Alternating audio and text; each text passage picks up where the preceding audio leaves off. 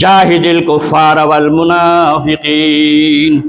এখনো কিয়ামত পর্যন্ত যারা কাফের হবে, আপনার বশ্যতা স্বীকার করলে আর কোনো সমস্যা নেই, কোনো সে নেই, কোনো বক্তব্য নেই। তারা তাদের মতো থাকবে, আপনি আপনার মতো থাকবেন। তবে আপনার এলাকায় তারা বসবাস করতে হলে আপনাকে জিজিয়া কর দিবে, আপনাকে কর দিবে, আপনাকে ট্যাক্স দিবে, এই দিয়ে তারা থাকবে। তাদের সাথে কোনো সংঘর্ষ নাই, কোনো সংঘাত নাই। তারা তাদের, আমরা আমাদের। এবং মুনাফিক যারা তাদের।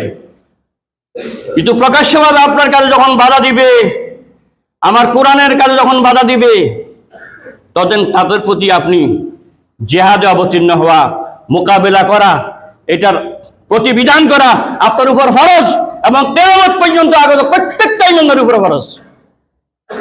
এই ক্ষেত্রে আমরা অনেকে অপরাধী।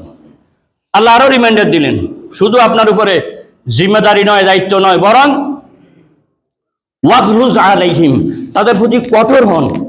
কঠোর শব্দ ব্যবহার করছে আল্লাহ, যতটুকু কঠোর হওয়া যায়। আশিদ্দাউ আলাল কুফার, কাফেরদের প্রতি চূড়ান্ত কঠিন হুঙ্কার দেন, কিন্তু রুহামাউ বাইনাহুম, পরস্পরের প্রতি রহমদিল হয়ে যান। মুরগির পর যেরকম মুলাইম, মা বাবার ক্ষেত্রে সন্তান মা বাবাকে পালনের ক্ষেত্রে, আবদারের ক্ষেত্রে, চুক্তির ক্ষেত্রে, ওয়াদার ক্ষেত্রে, কথা রক্ষার ক্ষেত্রে তোমার আচরণ লেনদেন এমন হবে, মুরগির পেখম যেরকম নরম কোমল, তোমার কথার মধ্যে এরকম মুক্তা ঝরবে, এবং কোমল আচরণ তার হৃদয় মন তুমি ঠান্ডা করবে। তোমার কোনো কথায় মা বাবার মনের মধ্যে কষ্ট আসবে না। এই ব্যবহার যেমন করবে, ঠিক সেই ব্যবহার হবে তোমার ইমানদার পরস্পরের প্রতি। তবে কোনো কাফের, কোনো মানাউন, কোনো মরদুদ, কোনো মুনাফিক যদি দেশ এবং জাতির অকল্যাণ করার জন্য জিহ্বা বালায়, তার জিহ্বা কেটে দেওয়া তোমার আল্লাহর নির্দেশ। সুবহানাল্লাহ বলেন। ঈমান যদি থাকে কোনো গোলামের, সে এই বিষয়ে যদি কোনো প্রতিবাদ করতে না পারে, প্রতিবাদের ভাষা যদি না থাকে, কমস কম গভীর রাতে তাহাজ্জুদ পড়ে 2 রাকাত নামাজ পড়ে চোখের পানি ফেলে ওই জালেমের বিরুদ্ধে আল্লাহর কাছে দোয়া করতে অসুবিধা কোথায়? অতএব ইমানদার নয় যারা, অথবা ইমানদার কিন্তু পাক্কা ইমানদার নয় যারা, তাদের মনে এই সমস্ত ভাবনার উদ্রেক হয় না। এই জন্য কোরআন শরীফে এমনি এমনি আল্লাহ ভাবতে বলে নাই। তাফাক্কারু তাদাব্বারু, কোরআনের নির্দেশ। এবং ভাবনার ক্ষেত্রে আল্লাহ আফসোস করতেছে, তোমাদের কি হলো? এমন নিয়ামত তোমাদেরকে দিলাম, যে নিয়ামত গ্রহণ করলে বলে ব্যক্তি সংশোধন হয়ে যায়, পরিবার সংশোধন হয়ে যায়, সমাজ সংশোধন হয়ে যায়, গোটা দেশ জাতি সংশোধন হয়ে যায়। আর হয়ে গেলে পরে কেউ কার কাছে শান্তি কামনা করা লাগে না, শান্তি ঘরে ঘরে পৌঁছে যায়। সুবহানাল্লাহ, এটা পৃথিবীর ইতিহাস। আলহামদুলিল্লাহ। মদিনা মুনাওয়ারায় শহীদ রাসূল করিম সাল্লাল্লাহু আলাইহি ওয়াসাল্লামের পবিত্র রূহ মুবারকে দরুদ এবং সালাম শেষে সারা দুনিয়ার সমস্ত ইমানদার বান্দা বান্দীদের জন্য আল্লাহ তাআলার কাছে মাগফিরাত দরখাস্ত করি। আল্লাহুম্মা আমিন। আল্লাহর আখিরি কালামের শাশ্বত বাণী, চিরন্তন বাণী, আজীবনের পুরান কথা আজীবন নতুন করে শুনতে থাকা, তারই একটি ওয়াল্লাযী জাআ বিস-সিদকি ওয়া সাদ্দাকা বিহি।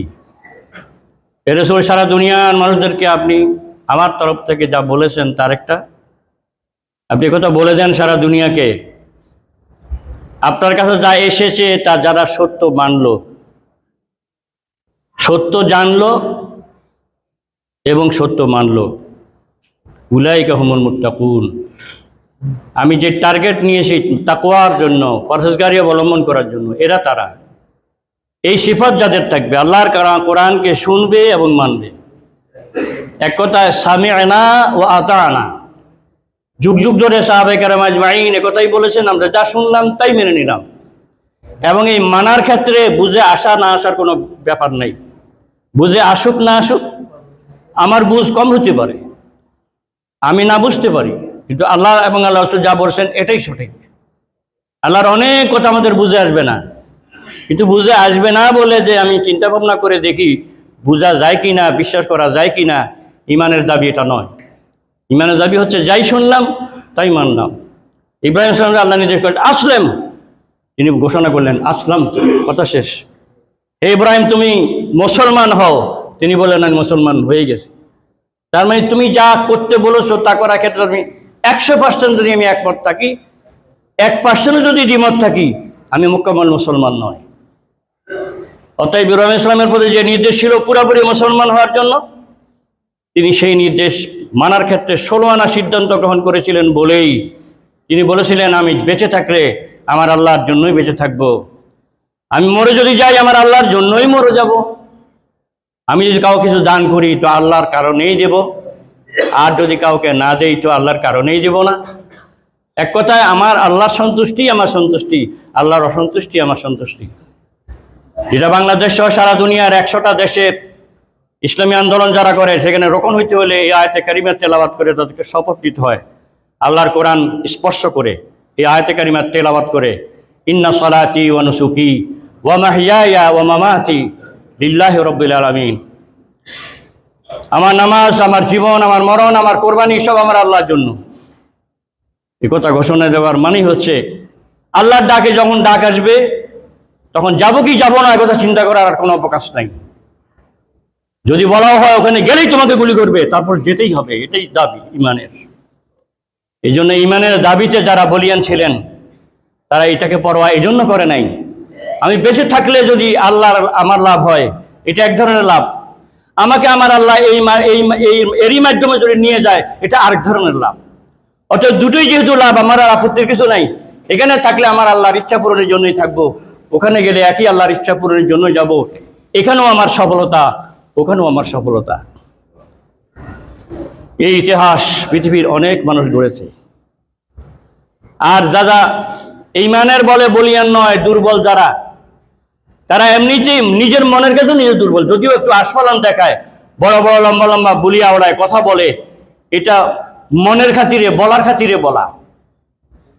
গভীর রাত্রিতে গোরস্থানের কিনা দিয়ে অন্ধকার পথ যখন হাঁটে, তখন একটা আল্লাহর বান্দারা কিছু না কিছু একটা আওয়াজ করে গান গেয়ে গেয়ে যায়। এখানে সুখের গান না, এটা ভয়ে ভয়ে সে তার মনের দুর্বলতা দূর করার জন্য গান গেয়ে গেয়ে যায়, এটা তার সুখের গান নয়, এটার আশঙ্কামূলক ভয়ে ভীতির মাধ্যমে গাওয়া হয়। অতএব ইমানদারদের মুখ থেকে যেটা আসে এটা আল্লাহর এলকার মাধ্যমে আসে বলে এটা বলিয়ান।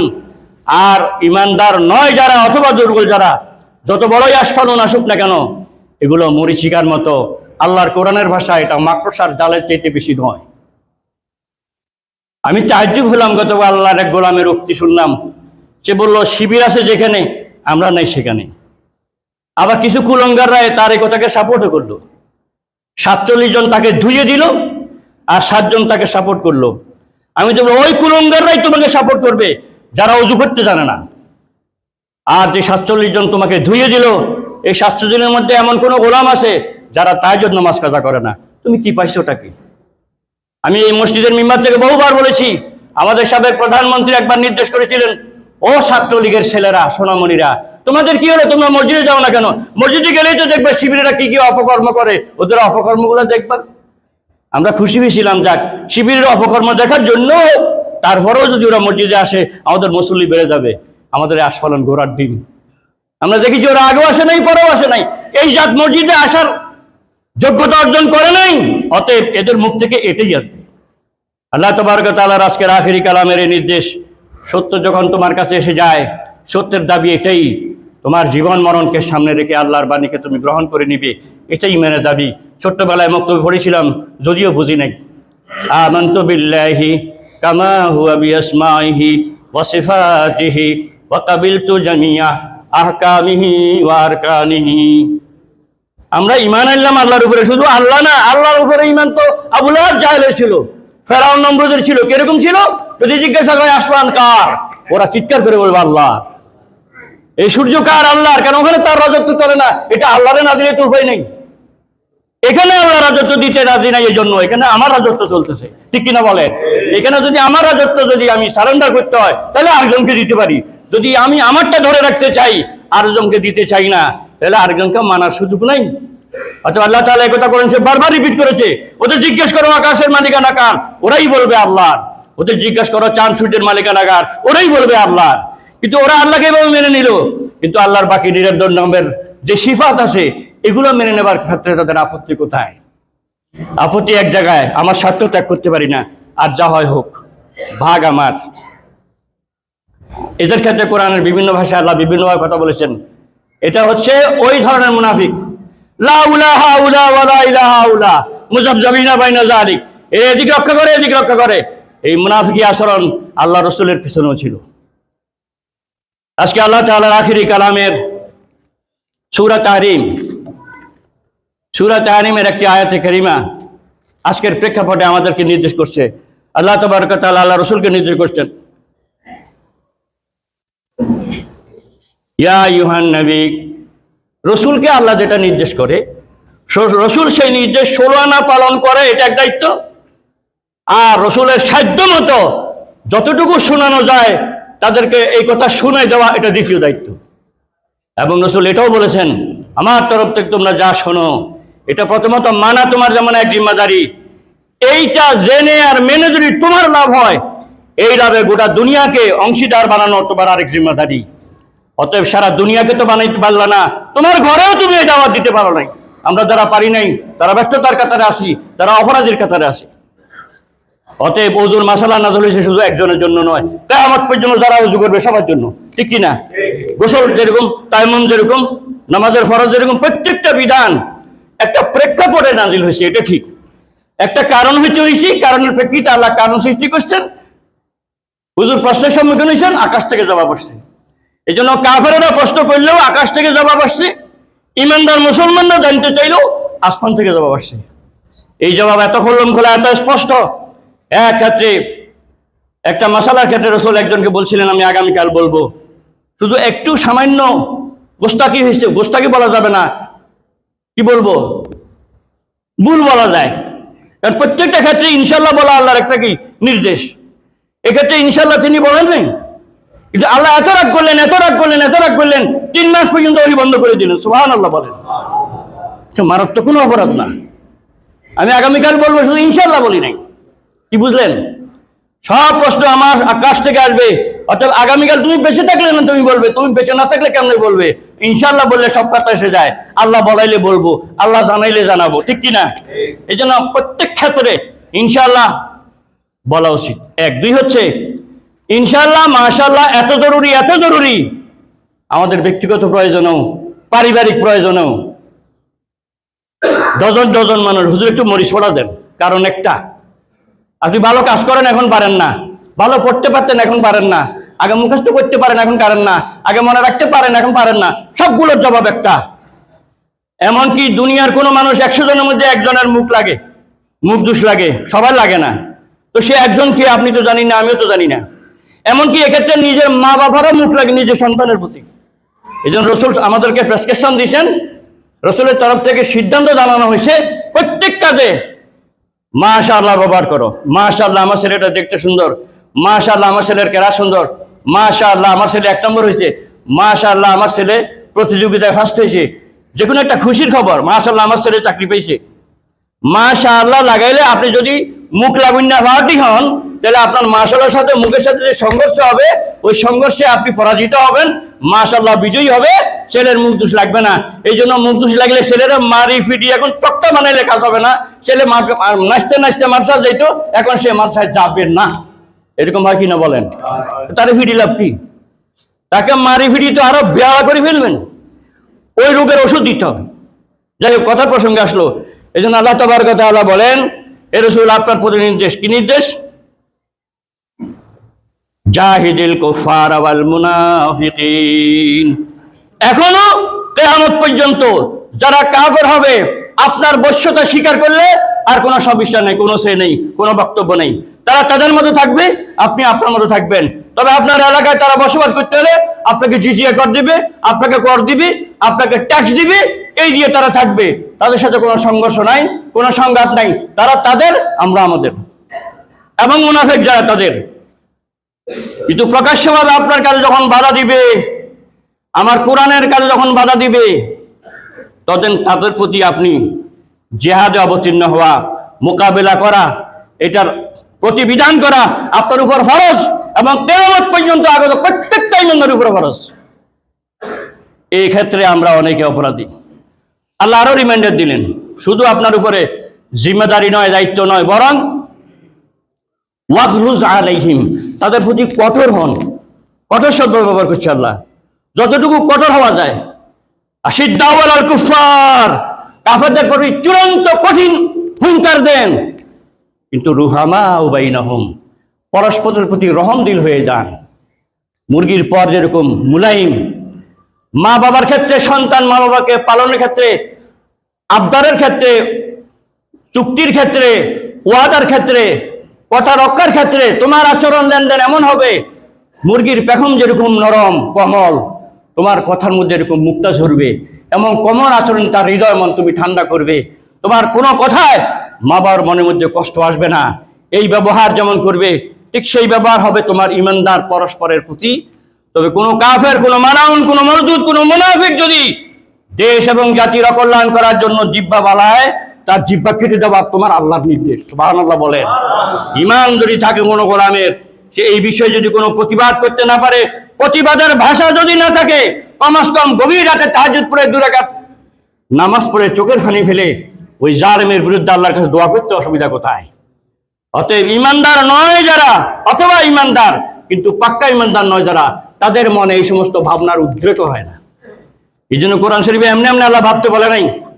তাফাক্কারু তাদাব্বারু কোরআনের নির্দেশ, এবং ভাবনার ক্ষেত্রে আল্লাহ আফসোস করতেছে, তোমাদের কি হলো? এমন নেয়ামত তোমাদেরকে দিলাম, যে নেয়ামত গ্রহণ করলে বলে ব্যক্তি সংশোধন হয়ে যায়, পরিবার সংশোধন হয়ে যায়, সমাজ সংশোধন হয়ে যায়, গোটা দেশ জাতি সংশোধন হয়ে যায়। আর হয়ে গেলে পরে কেউ কার কাছে শান্তি কামনা করা লাগে না, শান্তি ঘরে ঘরে পৌঁছে যায়। সুবহানাল্লাহ। এটা পৃথিবীর ইতিহাস। একসময় ওই আইয়ামে জাহেলিয়ার আওয়াজ সারা দুনিয়ায় চলেছে, এখনো চলে সারা বাংলায়। পক্ষের বিপক্ষের, সংগঠনের, রাজনৈতিক নেতৃবৃন্দের, প্রশাসনের, তাবলীগ জামাতের, পীর মাশায়েখদের প্রত্যেকের মুখে এগুলো বুলি আসে। আইয়ামে জাহেলিয়া এমন ছিল, রাসূলের জামানা এমন ছিল, বলে কিনা বলে? এটা তো সোনার হরিণ না, এটা পাওয়া যাবে না এমন না। আল্লাহ তাআলা বলেন অন্ধকার আর আলো যেমন একসাথে থাকে না, অতএব অন্ধকার দূর করার জন্য আলো জ্বলতে হবে। এই অন্ধকার একদিনের অন্ধকার নয়।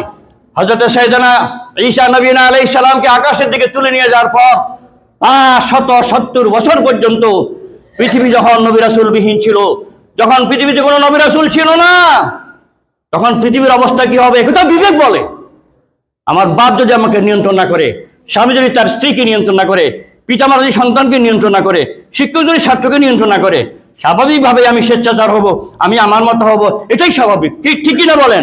আমি আমার মতো হতে হতে কিরকম হলাম? এখন হাইওয়ান জানোয়ার যেমন, মানুষও তেমন। আল্লাহ তাআলা বলেন এই 570 বছরের জঞ্জাল দূর করার জন্য, এই অন্ধকার দূরীভূত করার জন্য যেই পরিমাণ গাঢ় অন্ধকার হয়েছে, ওই পরিমাণ আলোর প্রয়োজন। ঠিক কিনা? আল্লাহ তাআলা বলেন আলো যেরকম লাগবে আমি সেরকমই বিশ্ববাসীকে উপহার দিলাম। এক আলো কুরআনুল কারীম, দ্বিতীয় আলো মুহাম্মদুর রাসূলুল্লাহ সাল্লাল্লাহু আলাইহি ওয়াসাল্লাম। আর কি লাগে? কাদ জাআকুম মিনাল্লাহি নূর ওয়া কিতাবুম মুবিন। ও মুমিনেরা, পৃথিবীর ইতিহাসে এটা বিবেকের দাবি, ওটা যেখানে যেখানে অন্ধকার ছিল আলো আসলো, অন্ধকার পালালো। এখনো তোমাদের ব্যক্তিতে যে অন্ধকার, পরিবারে যে অন্ধকার, সমাজে যে অন্ধকার, সব অন্ধকার দূর করার জন্য একটা আলো যথেষ্ট। ও পুরা কুপাল্লা জাত, এই আলো তো তোমার কাছে নেই।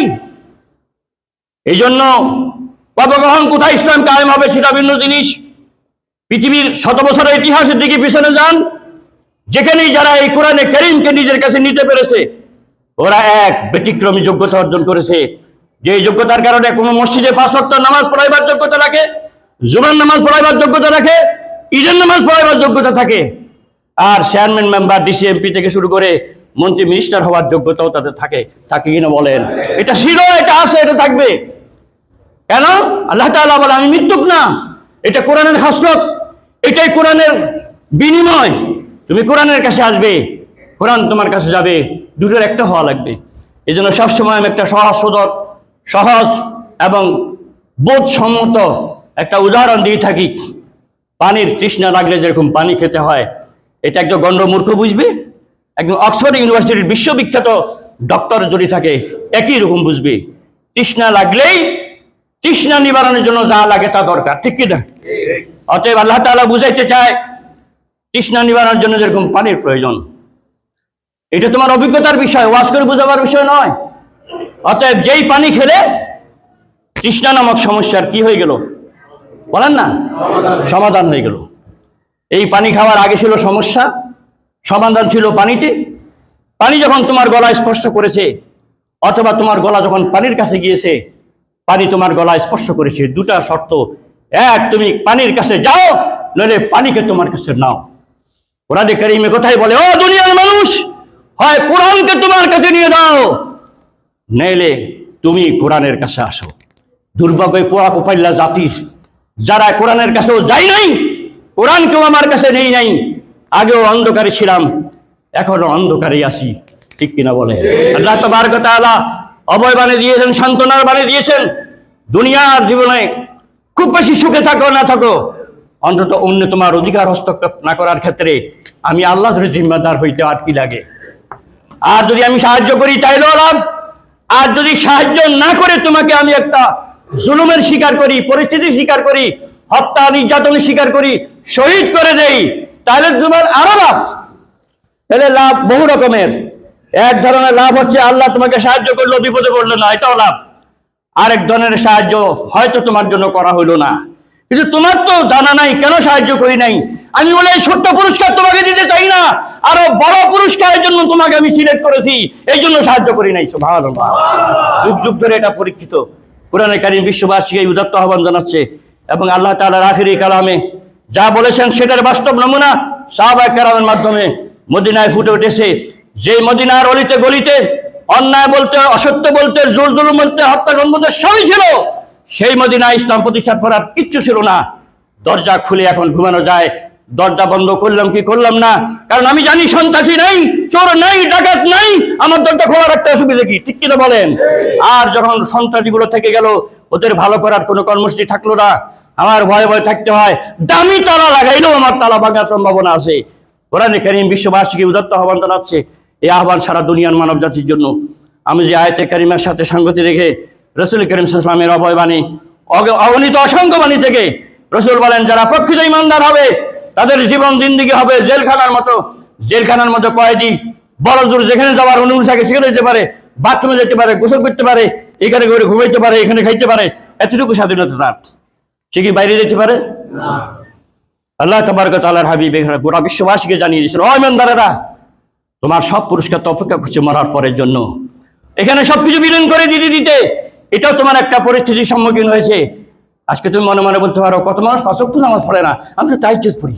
কত মানুষ মিথ্যা কথা বলে, আমি তো বলি না। কত মানুষ কথা অন্যায় করে, আমি তো করি না। ও পরওয়ারদিগার, তুমি কি হিসাব ভুল করলে নাকি? তুমি আমার উপরে এই জুলুম নাযিল করলে কেন? আল্লাহ তাআলা বলে, গোলাম, এই জবাব তোমার জন্য আমি রিজার্ভ রেখেছি। ময়দানে মাহশারে, কিয়ামতের ময়দানে যখন তুমি পুরস্কার করে থাকবে, তখন তুমি চিৎকার করে বলবে, আল্লাহ যা দুনিয়ায় দিয়েছিলে সেটাও যদি না দিত তাহলে ভালো হইতো, যদি সেটার বিনিময়ে আমি আজকে পেতাম। সুবহানাল্লাহ। আল্লাহ তাবারক ওয়া তাআলা বলেন, ওই ঈমানে উজ্জীবিত হও। অতএব এই দুনিয়া হচ্ছে তোমার জন্য কয়েকখানার মতো। এখানে তুমি স্বেচ্ছাচার হতে পারো না, মনে যা চায় তাই করতে পারো না। আল্লাহ যা করতে বলেছেন তাই করতে পারবে। ওমা তাশাউনা ইল্লা ইয়াশাআল্লাহ, কথা আজীবন মনে রাখবে। তোমার দ্বারা কিচ্ছু হবে না, যা হবে আমি আল্লাহ যা চাইবো তাই হবে। অতএব আল্লাহর উপর ভরসা রেখে তুমি যদি আল্লাহর পথে হাঁটো, তো আমার কথা শোনো, এক কদম নয়, 10 কদম নয়, তুমি যেখানে থাকো, তুমি যত দুর্বল হও, আমি সবল তোমার সাথে থাকবো। মুহূর্তের মধ্যে আমার সাহায্য তোমার কাছে হাজির হয়ে যাবে। সুবহানাল্লাহ। এই জন্য আফগানিস্তান আমি আল্লাহকে দেখেছি, বইটা পড়ে নিয়েছেন যারা পারেন। আল্লাহ তাবারক ওয়া তাআলা যুগ যুগ ধরে ঈমানদারকে সে পরীক্ষা করেছেন, সে পরীক্ষার নমুনাও দেখিয়েছেন। আল্লাহ তাবারক ওয়া তাআলার আখিরি কালাম আমার আপনার জিন্দেগি পরিবর্তনের জন্য, ব্যক্তি, পরিবার, সমাজ এবং রাষ্ট্রের জন্য ওই নিয়ামত নিয়ে এসে, যে নিয়ামত পেলে পরে আর নিয়ামতের দরকার হয় না, যা না পাইলে কিছুই পাওয়া হয় না। ওই কোরআনে কারিমে এখনো গোটা জাতির অজানা রয়ে গেছে। এখনো কি বেদনা কর।